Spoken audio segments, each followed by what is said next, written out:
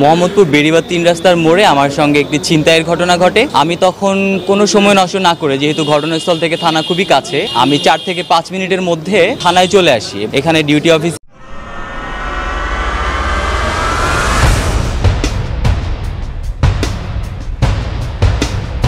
Hello everyone, আসসালামু আলাইকুম ওয়া রাহমাতুল্লাহি ওয়া বারাকাতুহু। সবাই কেমন আছেন? আশা করি সবাই ভালো আছেন। আমিও ভালো আছি আলহামদুলিল্লাহ। আপনারা দেখতেছেন বি কেয়ারফুল ইউটিউব চ্যানেল এবং বি কেয়ারফুল ফেসবুক পেজ। আপনাদের সাথে আছি আমি কামরুল হাসান চৌধুরী। তো প্রিয় দর্শক, গত বৃহস্পতিবার রাত 11টার দিকে মোহাম্মদপুর বেড়িবাঁধ 3 রাস্তার মোড়ে একজন সাংবাদিকের সাথে ঘটে যায় ছিনতাইয়ের ঘটনা, এবং সেই ছিনতাইয়ের ঘটনা ঘটার পর তাৎক্ষণিকভাবে সেই সাংবাদিক চলে যান আইনের আশ্রয়, অর্থাৎ প্রশাসনিক সাহায্য নিতে। কিন্তু সেখান থেকে তিনি পান দুর্ব্যবহার এবং পুলিশের দায়িত্বের অবহেলা। তারপর সেই রাতে সামাজিক যোগাযোগ মাধ্যম ফেসবুকে তিনি একটা পোস্ট করে দেন এবং সেই পোস্টটা ভাইরাল হয়ে যায়, এবং তারপর থেকেই শুরু হয় এই বিষয়ের তদন্ত। তো চলেন প্রিয় দর্শক, আমরা জানবো এই বিষয়টা আসলে কতদূর পর্যন্ত এগিয়ে গেছে। এই ছিনতাইয়ের ঘটনাটি যার সাথে ঘটে সেই সাংবাদিকের নাম হচ্ছে আহমেদ ওয়াদুদ, এবং সেই সাংবাদিকের ভাষ্যমতে আমরা যা জানতে পারি সেটা হচ্ছে গত বৃহস্পতিবার রাত 11টার দিকে তিনি তার নিজের কাজ শেষে বাসায় ফিরতেছিলেন, সাথে ওনার স্ত্রীও ছিলেন। একসাথে তিনি বাসায় ফিরতেছিলেন। সেই সময় মোহাম্মদপুর বেড়িবাঁধ 3 রাস্তার মোড় পর্যন্ত আসার পর ওনাকে ছিনতাইকারীরা অ্যাটাক করে এবং ছিনতাই করে নেয় ওনার হাতের ফোন এবং ওনার সাথে থাকা ওয়ালেট, এবং ওয়ালেটের মধ্যে টাকা পয়সা সহ কিছু জরুরি papers, identity card, bank card এবং প্রেস আইডি কার্ড, এবং ওনাকে চাপাতি সহ কিছু দেশীয় অস্ত্র, ধারালো অস্ত্র দিয়ে ওনাকে আঘাত করাও হয়। তারপর সেই সাংবাদিকের ভাষ্যমতে তিনি সেইখানে বেশি সময় অতিবাহিত না করে ঘটনাস্থলের পাশেই থানা থাকার কারণে তিনি 5-7 মিনিটের মধ্যে তিনি চলে আসেন থানায় প্রশাসনিক সাহায্য নেবার জন্য। তার ভাষ্যমতে তিনি যখন থানায় এসে উপস্থিত হন এবং আসার পর উনি ডিউটি অফিসার এসআই জসিমকে সালাম দিয়ে ওনার সাথে ছিনতাইয়ের যে ঘটনাটা ঘটে গেছে সেই বিষয়টা উনি কিন্তু বিস্তারিতভাবে বলেন। তারপর বলেন যে ওনার একটা কমপ্লেন লেখা হোক এবং ওনাকে দ্রুত আইনি সেবা দেয়া হোক। কিন্তু তার ভাষ্যমতে ওনার সেই ঘটনাটা শোনার পর এসআই জসিম বলেন, একটু অপেক্ষা করেন, আমরা দেখতেছি। তারপর এসআই জসিমের পাশে বসে থাকা একজন সাদা পোশাকধারী লোক, যাকে পুলিশের কর্মকর্তা কিনা শনাক্ত করা যায়নি, কারণ উনি সাদা বেশি ছিলেন, সেই জন্য ওনাকে শনাক্ত করা যায়নি উনি আসলে পুলিশের কর্মকর্তা কিনা। সেই পাশে থাকা ব্যক্তি বলেন যে আপনার শার্টের বোতাম লাগান। তখন সেই সাংবাদিক, ওনার শার্টের 2টা বোতাম খোলা ছিল, তো উনি একটা বোতাম লাগিয়ে ফেলেন, উনি একটা বোতাম বন্ধ করে ফেলেন। তারপর ওই ব্যক্তি আবারও বলেন যে আপনি সব বোতামগুলো লাগান।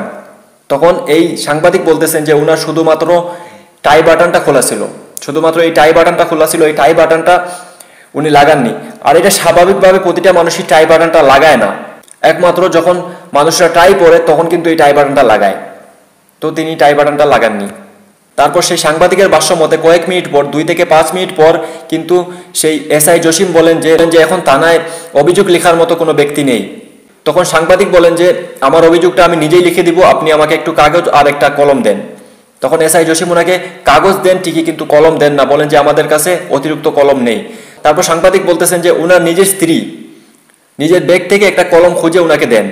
তারপর সেই সাংবাদিক নিজের হাতে সেই কমপ্লেনটা লেখেন, এবং তখনই এসআই জসিমকে বলেন যে এখন যদি আপনারা আমার সাথে কোনো একজন লোককে দেন, পুলিশের কোনো একজন কর্মকর্তাকে দেন, তাহলে কিন্তু আমি তাকে নিয়ে সেখানে যেতে পারি, সেই ঘটনাস্থলে যেতে পারি, এবং সেখানে হয়তো এখনো সেই অপরাধীগুলো অবস্থান করতেছে, হয়তো আমরা তাদেরকে এখনই আটক করতে পারবো বা তাদেরকে এখনই ধরতে পারবো। তখন এসআই জসিম বলেন যে এই এলাকার দায়িত্বে যেই ব্যক্তি আছেন এএসআই আনারুল, উনি কিন্তু এখন অন্য জায়গায় বিজি আছেন, অন্য জায়গায় ব্যস্ত আছেন, উনি কিন্তু এই এলাকার দায়িত্বে আছেন, উনাকে ব্যতীত অন্য কেউ এখানে যেতে পারবে না।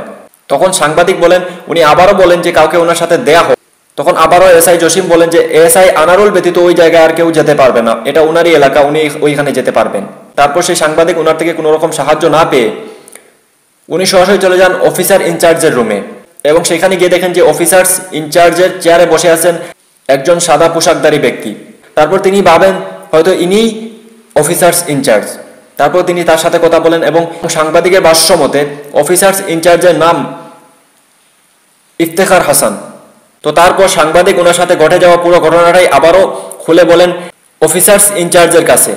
অফিসার্স ইনচার্জ ইফতেখার হাসান পুরো ঘটনাটা শুনে উনি নাকি ওনার নিজের ফোনটা বের করে দেখিয়ে বলেন যে আমি ওসি হয়ে এই ফোনটা চালাচ্ছি, আর আপনি এত দামি ফোন ইউজ করতেছেন, তাহলে তো ছিনতাই হওয়াটা স্বাভাবিক।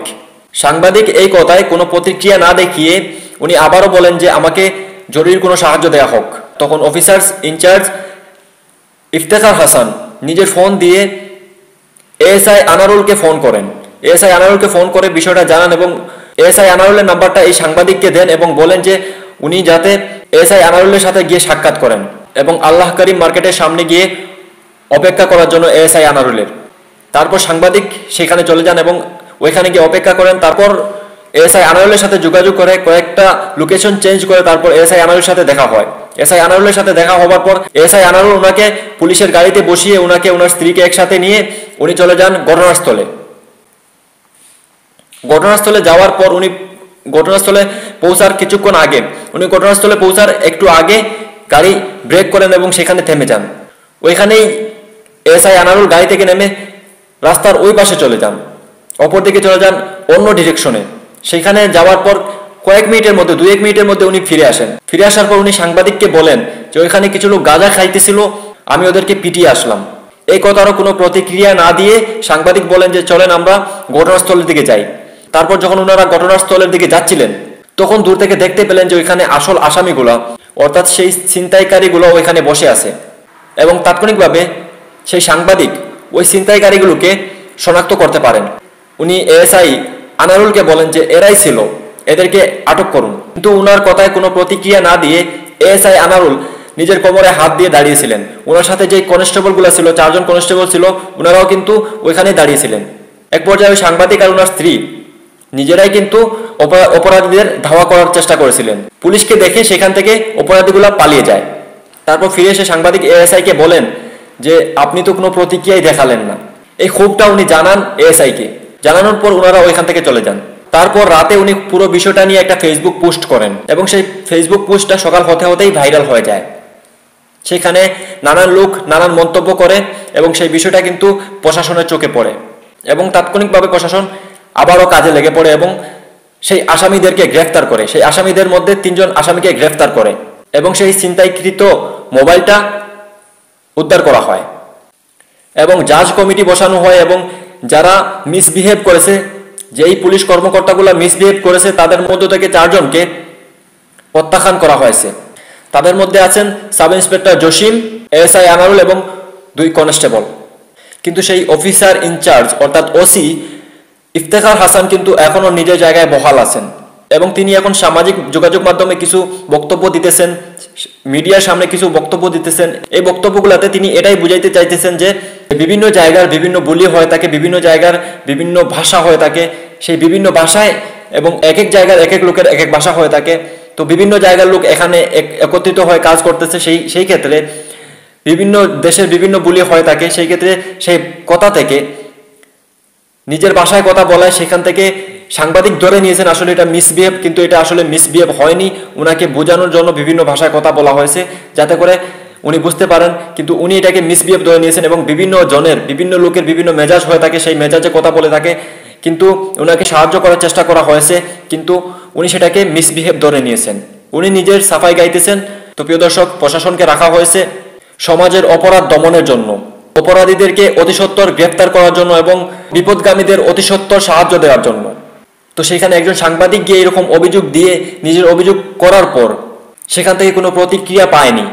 তো সেই ক্ষেত্রে সাধারণ মানুষের কি হতে পারে?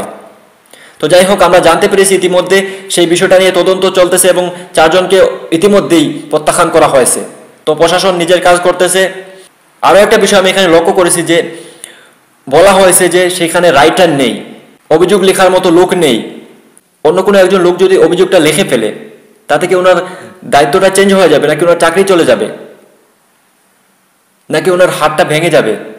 হাতে একটা অভিযোগ লিখতে হবে, রাইটার না থাকলে অন্য কেউ সেটা লিখে দিতে পারে এবং সেই জায়গার দায়িত্বে একজন লোক আছে, সে অন্য জায়গায় বিজি থাকার কারণে, অন্য জায়গায় ব্যস্ত থাকার কারণে সেখানে অন্য একজন অফিসার যেতে পারতেছে না, অন্য একজন কর্মকর্তা যেতে পারতেছে না, একজন কনস্টেবল যেতে পারতেছে না, একজন এসআই যেতে পারতেছে না। কেন? কারণ ওই লোকের দায়িত্ব এখানে, ওই লোকই যেতে হবে, অন্য কেউ যেতে হবে না, এরকম কোনো কথা নেই ভাই। আসলে আপনাদের রাখা হয়েছেই এই কাজের জন্য। তো সমস্যার সময় যদি অন্য কারো ডিউটি সেখানে থাকে, সে যদি এখানে না থাকে তাহলে অন্যকে পাঠাতে হবে। ওই সময় ওই মানুষটাকে সাহায্য করতে হবে। সাধারণ মানুষের কাছে কে এসআই, কে এএসআই, কে ওসি বা কে কনস্টেবল সেটা বিষয় না। সাধারণ মানুষের কাছে হচ্ছে আপনারা সবাই পুলিশ। তো সেই সময় একজন মানুষ বিপদে পড়ে আপনার কাছে গেলে, আপনাদের কাছে গেলে আপনারা কেউ না কেউ একজন অবশ্যই তাকে সাহায্য করার চেষ্টা করবেন, এটাই হচ্ছে স্বাভাবিক বিষয়, কিন্তু আপনারা সেটা করেন নাই।